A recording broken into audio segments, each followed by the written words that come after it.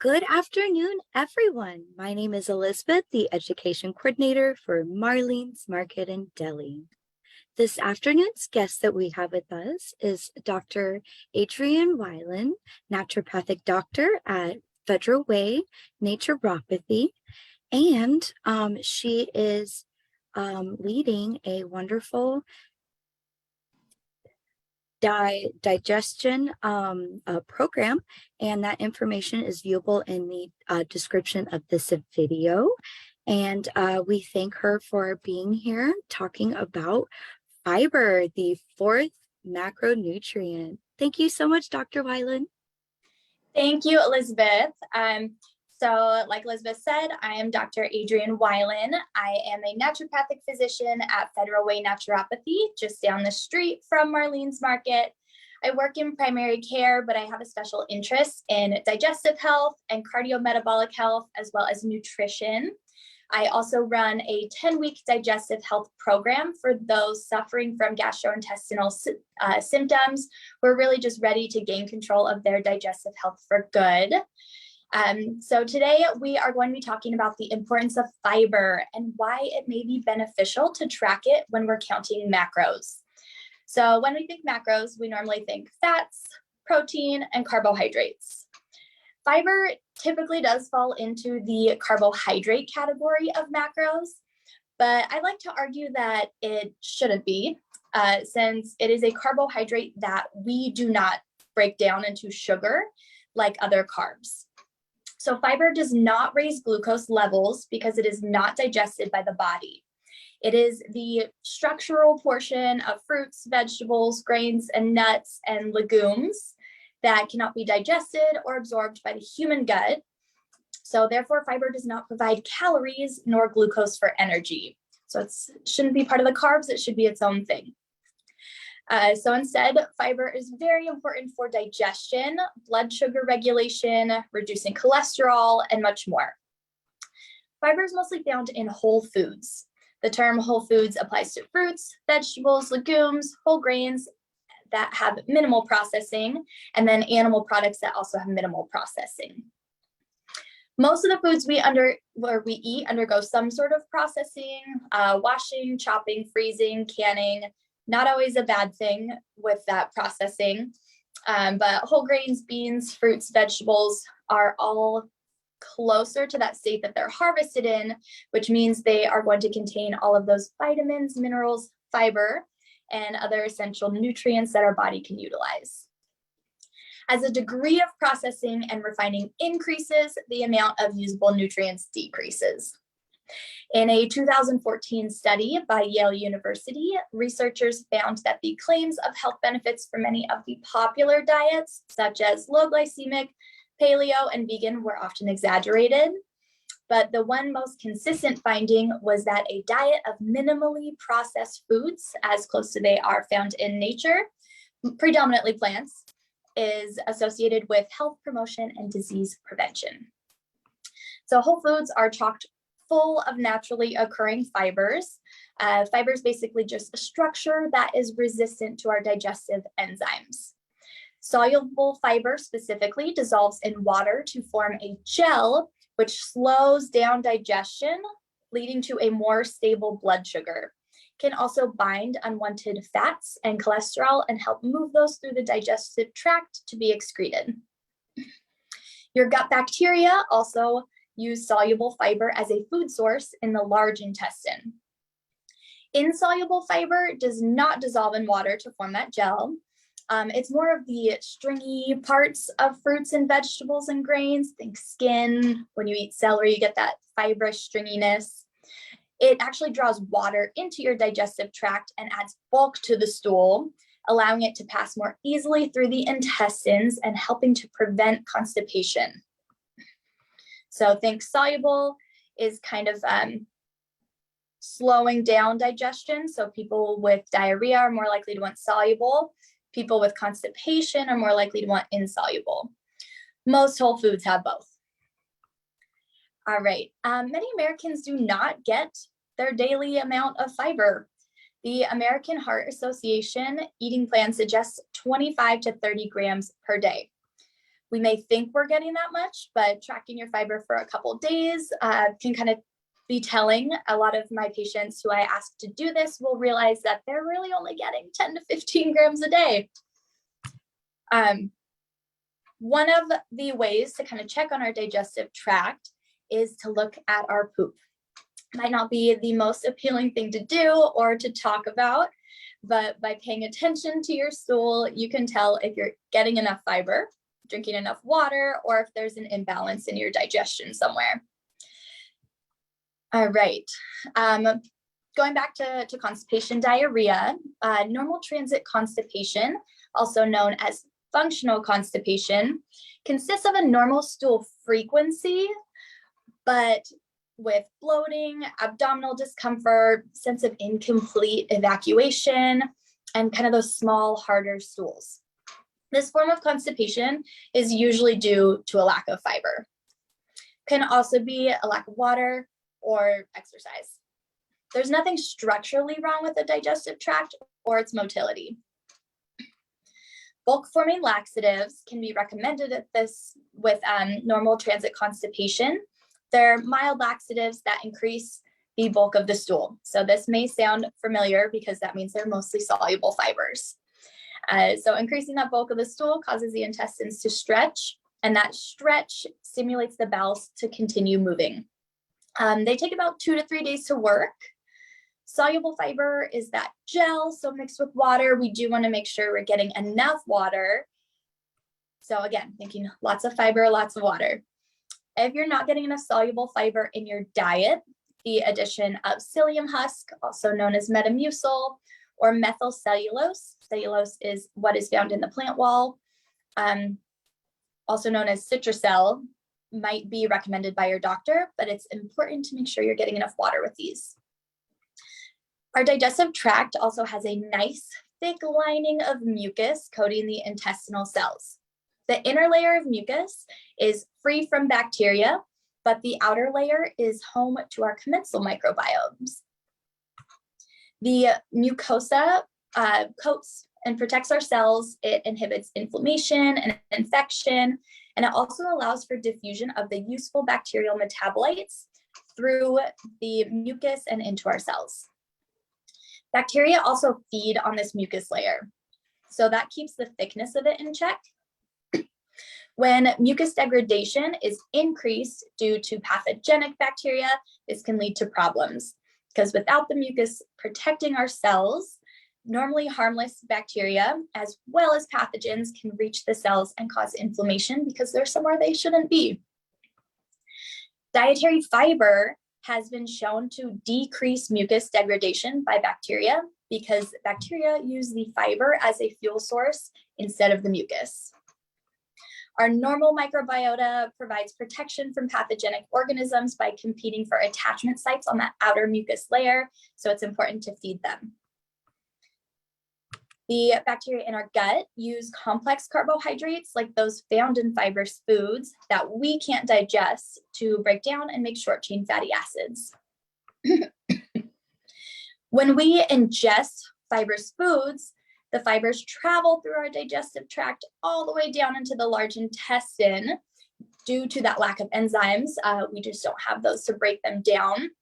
And that low level of oxygen in the large intestine allows for the anaerobic bacteria that are present there to ferment the fibers. Fermentation then lowers the pH of the colon, which inhibits the growth of harmful bacteria like Clostridium difficile. So no one wants a C. diff infection. Prebiotics are compounds that, when fermented in the gut, produce specific changes in the bacterial composition or activity and can support the growth of our normal commensal bacteria. These prebiotics are mostly fibers. They can be things other than fibers like polyphenols, but in this case, we're thinking about fiber today. So we want to make sure that we are feeding those gut bacteria with those prebiotic fibers. The highest amount of these prebiotic fibers can be found in garlic, onions, leeks, asparagus, Jerusalem artichokes, dandelion greens, bananas, seaweed, but in general, fruits and vegetables with skin beans, whole grains like oats, wheat, and barley are all good sources of prebiotic fibers. So by tracking our fiber and aiming for that recommended goal of approximately 30 grams per day, we can help maintain a balanced blood sugar, healthy cholesterol level, and diverse microbiome. So let's touch a little bit on that balanced blood sugar as well. So we're thinking back to when people are tracking their macros, usually it is for some sort of health purpose, whether it be weight loss, weight gain, muscle gain, things like that. So thinking about balanced blood sugar is important because spikes in our blood sugar can cause all sorts of different symptoms, can cause us to be hangry, it can impact our blood vessels and organs overall. And you don't just have to have metabolic syndrome or diabetes to get spikes in your blood sugar when you eat, especially if you're eating a lot of simple carbohydrates at once.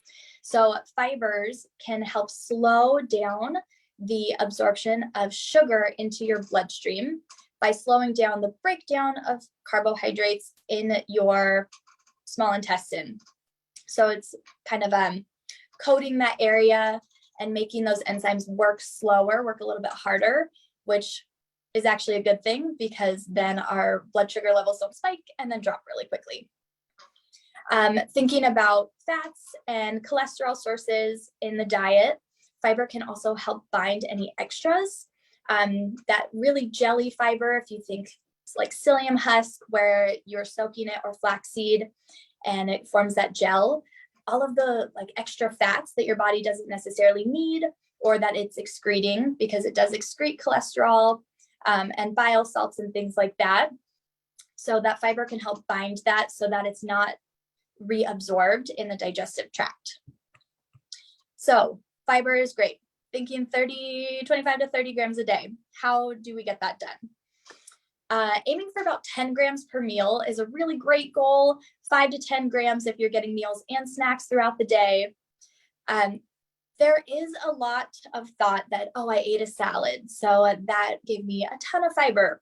But in reality, a cup of shredded romaine lettuce is only 1 gram of fiber. So we need to be thinking of other sources. Remember, fiber is technically a carbohydrate, so some of these food sources are high carb, but it is, again, we're thinking more of that dietary fiber. We're not using that. The bacteria in our gut are using it and it's going through. It's not causing a glucose spike. It's not causing any increase in blood sugars. You're not getting any energy from it. So thinking about foods that can be useful. The ones that I'm about to tell you, this is all a 1 cup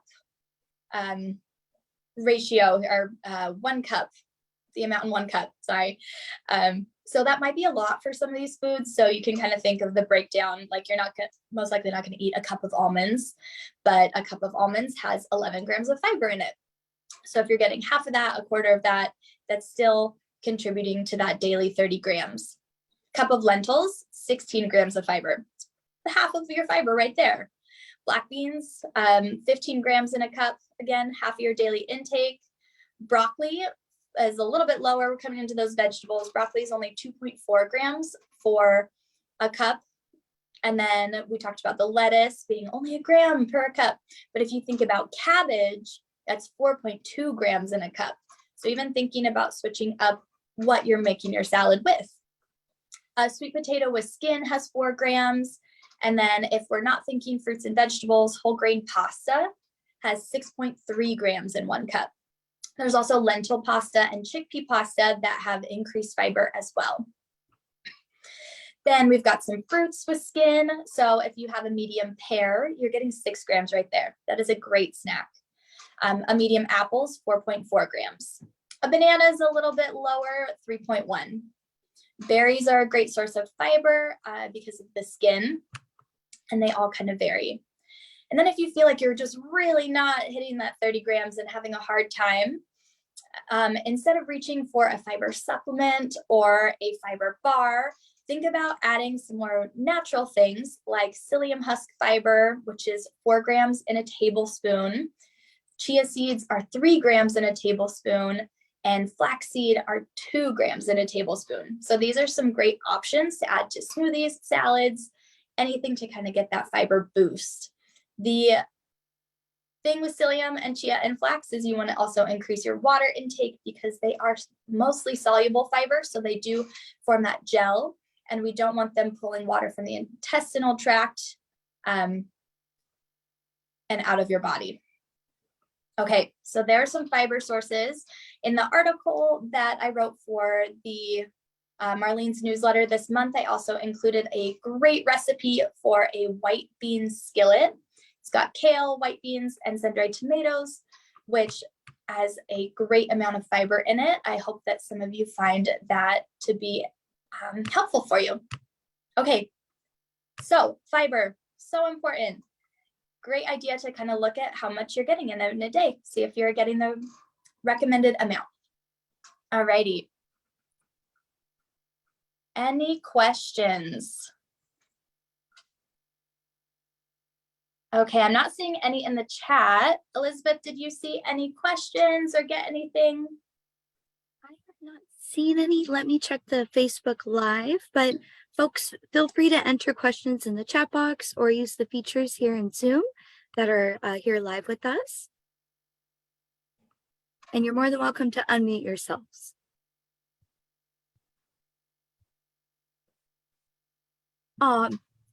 April on Facebook Live said, great info, thank you. Thank you, April. Glad that you found it helpful. All right, I'm still not seeing anything in the chat. Now, this was kind of a quick presentation, but wanted to get you all some information on fiber and fiber sources this month and why fiber is important. Yes, and what better time than now to bulk up our fiber to help out with those these holiday seasons coming up. Yes, definitely. Right.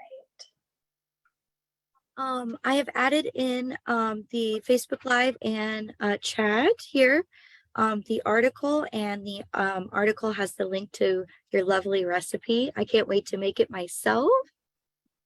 Wonderful.